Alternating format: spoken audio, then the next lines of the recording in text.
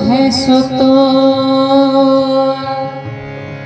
तेरा तुझको सौंप दूं, क्या लागत है ना कुछ किया ना कर सकूं, ना कुछ करनियो,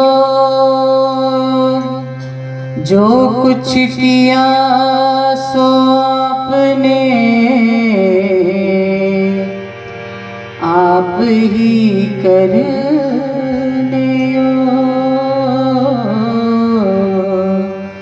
आप ही करनियो। बोलो मेरे श्री गुरु महाराज की, बोलिए साचे दरबार की, श्री नंगली निवासी भगवान की जय। मेरे हृदय सम्राट प्राणाधार श्री सद्गुरुदेव भगवान जी के पावन पवित्र चरणों में उपस्थित प्रभु प्रेमियों, आज मेरे प्रभु की कृपा से इस आंगन में खुशियां आई। मेरे प्रभु आए और अपने कृपा रूपी प्रेम दुलार सब पर लुटा रहे हैं। ये प्रेम ये दुलार सदा हम सबको मिलता रहे, यही इनके पावन चरणों में प्रार्थना करते हैं। कहा कि ये विष ये तन विष की बेलरी, गुरु अमृत की खान, शीश दिए जो गुरु मिले तो भी सस्ता जाना। ये तन विष की बेलरी है। इस तन में अनेकों विष भरे हैं। जैसे कि एक बेल होती है, उसको आप देखते हो, उसको आप गली में लगा हुआ या कहीं झाड़ में लगा हुआ देखते हैं, वो बिना उसकी परवरिश किए बढ़ती चली जाती है। वो अपने आप ही बढ़ती रहती है, जो किसी काम की नहीं होती।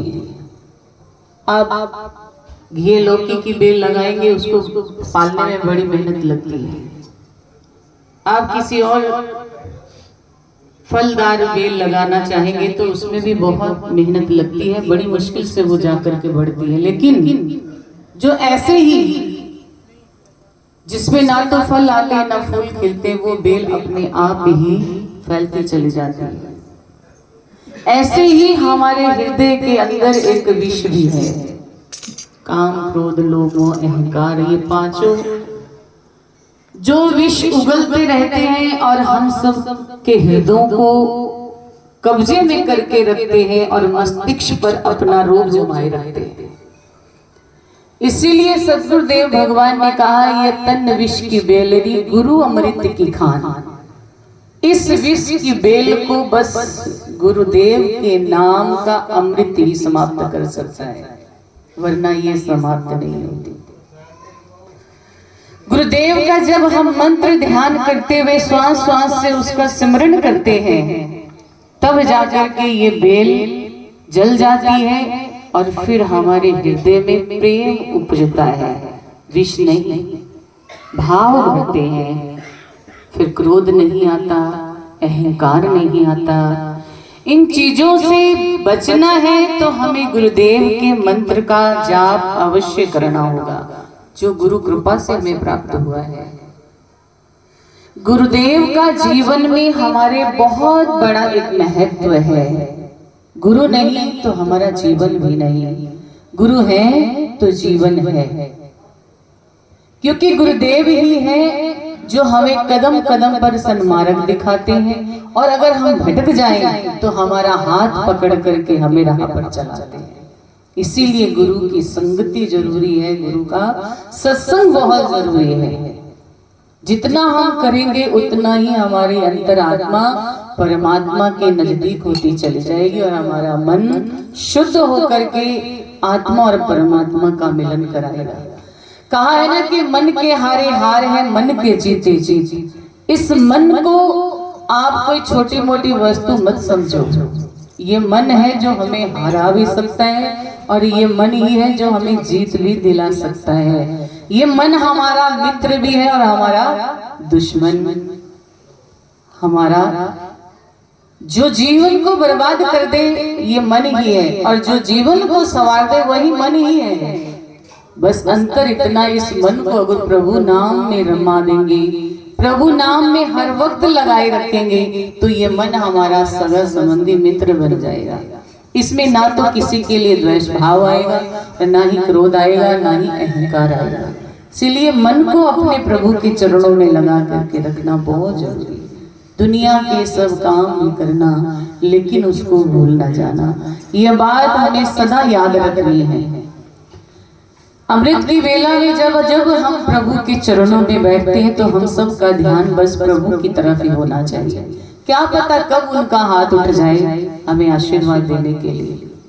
हम अपनी वृत्ति को भटकाए रखते हैं, इधर देख रहे हैं, उधर देख रहे हैं। आशीर्वाद के लिए हाथ उठा, हमें पता ही नहीं चला कब उठा, कब उन्होंने आशीर्वाद दे दिया। हम वंचित रह गए उनके आशीर्वाद से। जो झोली फैलाता है उसकी झोली में ही फल डलता है, जो झोली नहीं फैलाता उसकी झोली से इधर उधर गिर जाएगा, आएगा नहीं।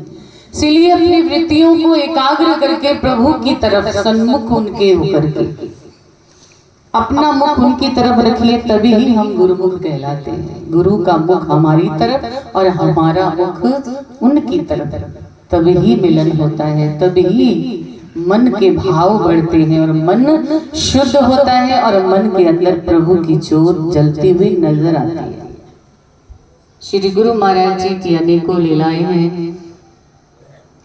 पिछली बार याद आ रहा है हमें कि हम यहाँ बैठे हुए हमने गुरु महाराज जी के चरणों में अरदास की थी कि गुरु महाराज जी आपके जितने भी बच्चे सेवा करते हैं आपके श्री चरणों में, देखो टेंट लगाना, मैट बिछाना, साउंड फिट करना, पूरी तैयारी करनी, गुरु महाराज जी का सिंहासन सजाना, ये सब एक बहुत बड़ी सेवा है।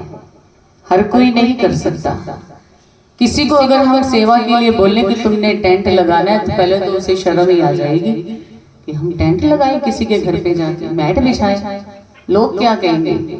इतना बड़ा ओहदा होते हुए, इतने पैसे वाले होते हुए हम लोगों के घरों में टेंट लगाएं और मैट बिछाएं, पहले से ही मन के अंदर ये भाव आ जाएगा।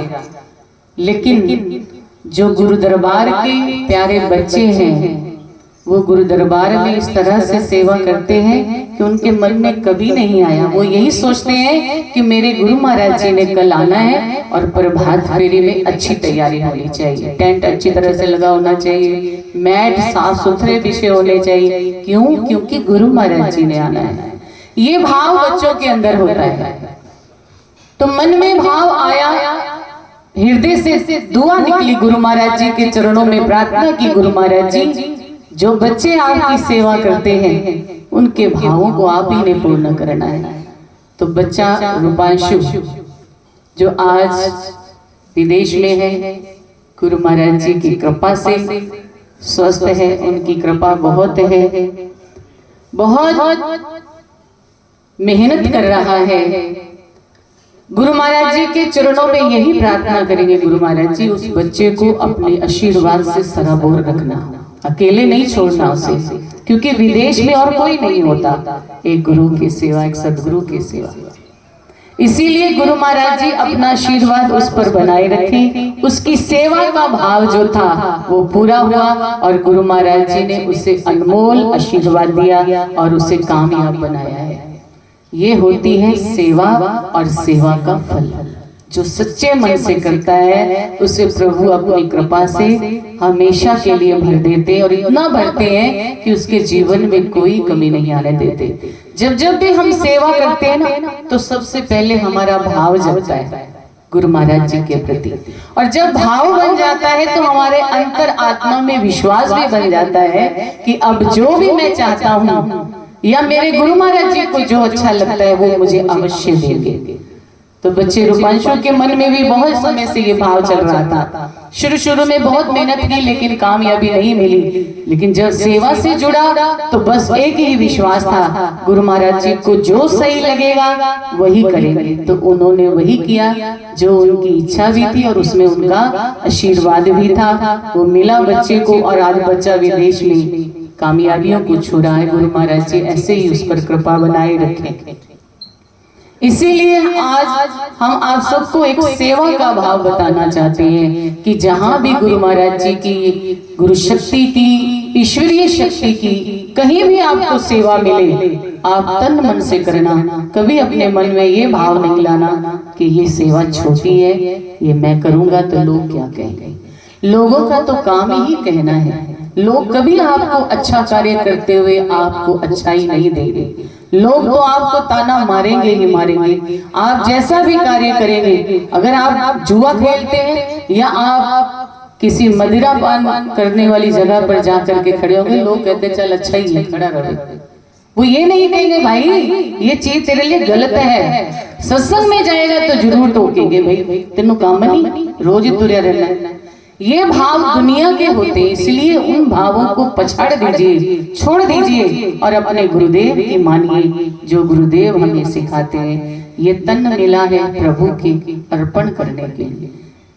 वही बात आ गई कि ये तन विष की बेलवी है। जितनी देर उस अमृत की बूंद के नीचे, उस अमृत के फार के नीचे ये बैठा रहेगा, उतनी देर ही इसमें अमृत जैसे भाव उत्पन्न होंगे, वरना इसमें जहर ही भरता रहेगा।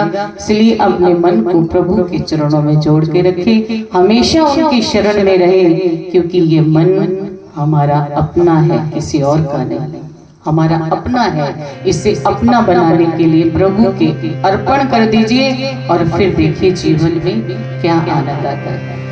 बोलो मेरे श्री गुरु महाराज की जय। बोलो